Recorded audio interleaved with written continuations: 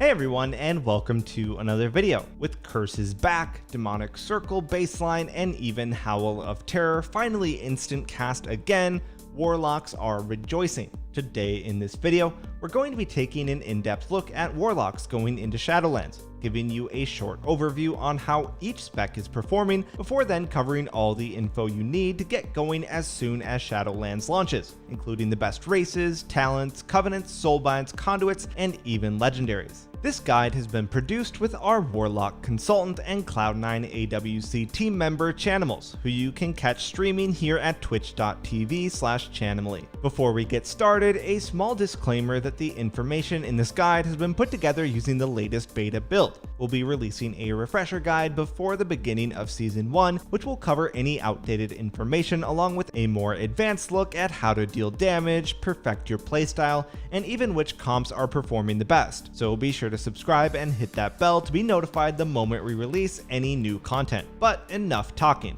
let's jump into it. So to begin, let's talk about specs. What's going to be the best and go-to spec going into Shadowlands? Well, honestly, straight away we can disregard demonology altogether. Demo hasn't seen anything new at all, revolving still heavily around a ramp-up mechanic that just does not cut it for Arena. Destro thankfully has seen a lot of nerfs going into the expansion as well. The removal of Entrenched in Flame and Grimoire of Supremacy, coupled with nerfs to Focused Chaos as well as Vision of Perfection no longer being a thing, has made destruction a lot weaker. Although we do still think that Destro will have a place in the meta with a more instant damage based build, the current spec for Warlocks right now is by far Affliction. But why is that? Well, Affliction has received a pretty nice overhaul with a lot of noticeable changes. Unstable Affliction no longer stacks on the same target, nor is your Soul Shard a spender. You now spend Soul Shards on a new ability, Malefic Rupture, which deals damage to every target in your line of sight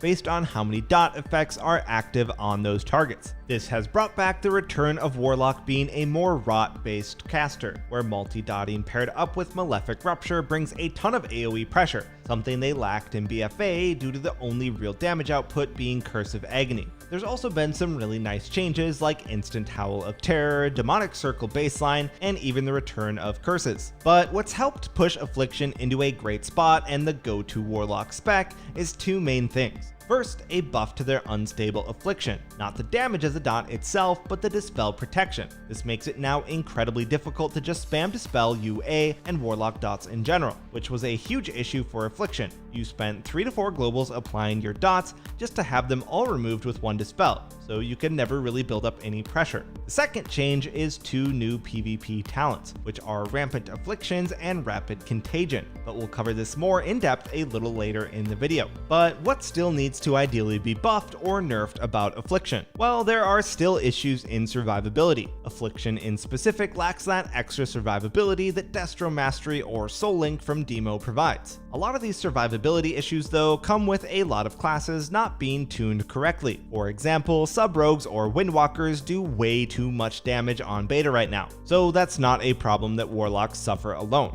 While Affliction does still suffer a major problem in the efficiency of their globals ever since the removal of Amplify Afflictions in Legion. This leaves you with very little time to do anything other than apply dots. As for nerfs, I think it's fair to say that Malefic Rupture does a little bit too much damage and could be toned down. By the way, if you're enjoying the video so far, a sub to the channel would be incredible. Alright, so now we know a little more about the specs, so let's take a look at race choice. If you're playing Alliance, there is really only one real option if you're serious about PvP, and that's Human. Human, of course, gives access to the racial every man for himself, which is essentially a PvP trinket with a longer CD that only affects stuns. This can be combined with the trinket Gladiator's Relentless Brooch in order to obtain the benefit of Relentless while still having the fallback of every man for himself. Alternatively, if you're not a fan of humans, Void Elf for their pushback resistance and short teleport, or even Dwarfs for their defensive benefit are weaker,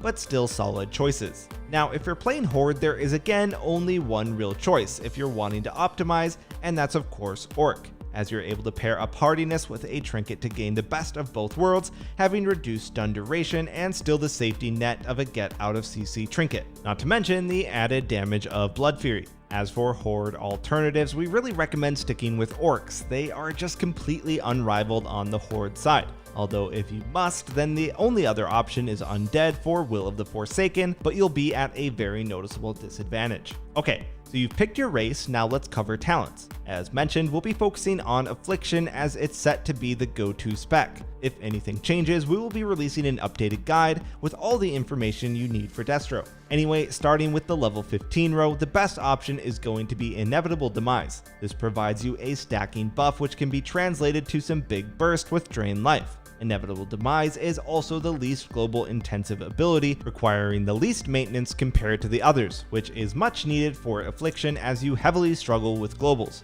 While the buff is dispellable, this offers great dispel protection for stronger talents such as Rapid Contagion and Dark Soul. Next up, on the level 25 row, again there's only one option, and that's Absolute Corruption. This again follows the theme of being the least global intensive, and is just a nice talent that adds some duration to your corruption and provides a much better benefit than Writhe and Agony, while Siphon, you again just lack the globals to keep active.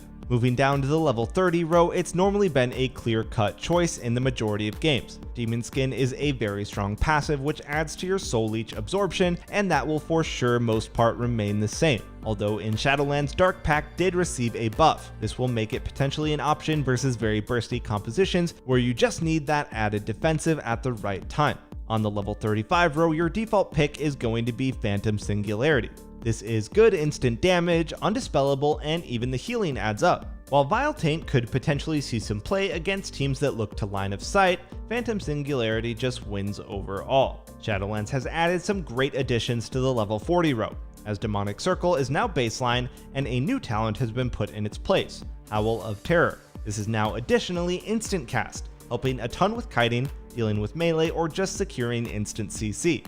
On the level 45 row, Grimoire of Sacrifice is the preferred choice. This is mainly due to pet survivability being so dire, although Warlocks have received Fell Domination pets, which are insanely squishy and have a baseline 6-second cast, and the 3-minute CD is just too long to not get punished on. This talent simply just gives you some added damage and removes this problem altogether. That being said, if pet survivability gets buffed, this could potentially change and make Haunt more appealing. And that leaves us with our final row, where Dark Soul Misery seems to be the clear choice, providing you with a huge boost to haste, although this is in Shadowlands now for whatever reason a magic buff, meaning heavy purge teams, especially mages, make Dark Soul a lot weaker, and in its place you can instead pick up Creeping Death, giving you some added damage. So if the team has purges, pick Creeping, if not, go nuts with Dark Soul.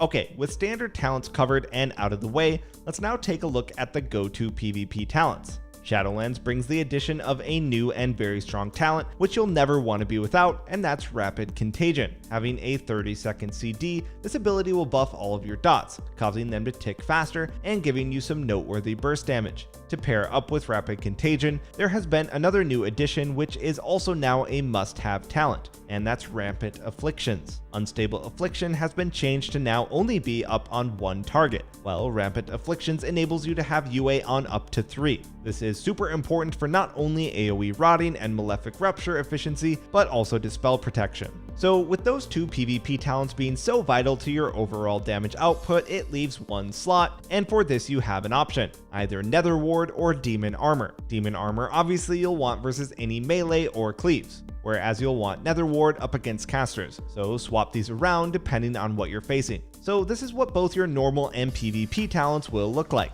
Alright, so now it's time to move on to the new stuff added in with Shadowlands: Covenants, Soulbinds, and Conduits. To start, let's cover Covenant Choice. Currently, you're unable to change these, but hopefully that will change, so picking the correct one for the start of the expansion is going to be extremely important. For Affliction, as with a lot of casters right now, there is one clear winner when it comes to PvP, and that's Venthyr. As with all Covenants, Venthyr offers you two abilities, one Covenant ability and one class ability. The Covenant ability for Venthyr is Door of Shadows. This allows you to cast a sort of teleport, adding some great mobility to Affliction's kit, which you can use to kite, secure instant Howl of Terrors, or just chase your enemies. Extra mobility is always welcome. While the Warlock Covenant ability for Venthyr is Impending Lightning Catastrophe. This ability sends forth a cloud that deals some decent damage and also applies a random curse to the target. The dot applied from this counts towards Malefic Rupture dot count, so it's just some nice added damage and also utility if you get the correct curse on the target.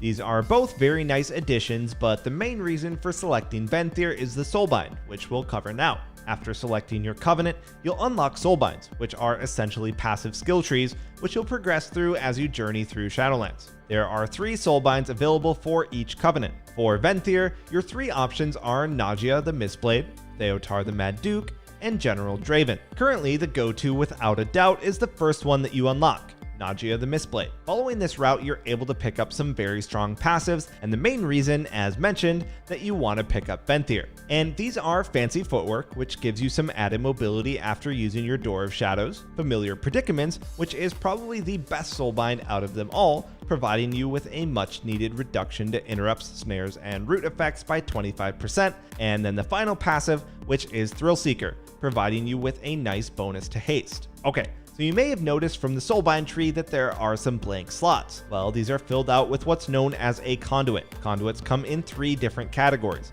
Endurance, Potency, and Finesse. Depending on your Soulbind, you'll have a different combination of the 3. Selecting the recommended route from above gives you 2 Potency conduits, 1 Finesse, and 1 Endurance. For your first conduit slot, which is an Endurance, there are 3 options to pick from: Accrued Vitality, Diabolic Bloodstone, and Resolute Barrier. Out of these 3, the clear winner is, of course, the added defensive value from Resolute Barrier, giving you the ability to get your unending resolve back a lot faster. Then for the next slot, which is a Finesse, there are 4 options: Fell Celerity, Kilrog's Cunning, Shade of Terror, and Demonic Momentum.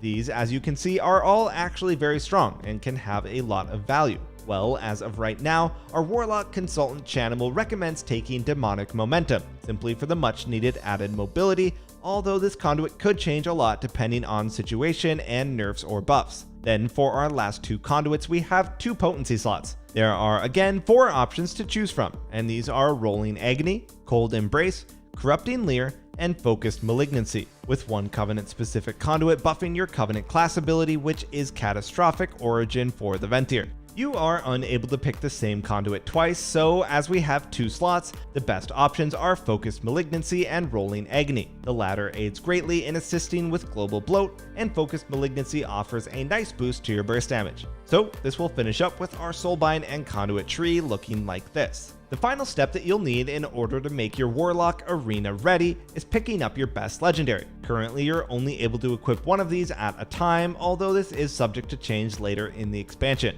For now, the best choice for Affliction is the Sacrilash's Dark Strike, which can be applied to either legs or feet. This is exactly the same as it was in Legion, buffing your corruption damage by 15%, as well as also causing your corruption to put a slow up on the target for as long as your corruption remains. This slow is incredibly overpowered and removes the need for you to ever apply Curse of Exhaustion, as it's simply a 50% slow at all times. The control this provides is just unrivaled. This was, as its first rendition, a 60% slow and got nerfed down to 50%. Even despite this nerf, it is still without a doubt the go-to.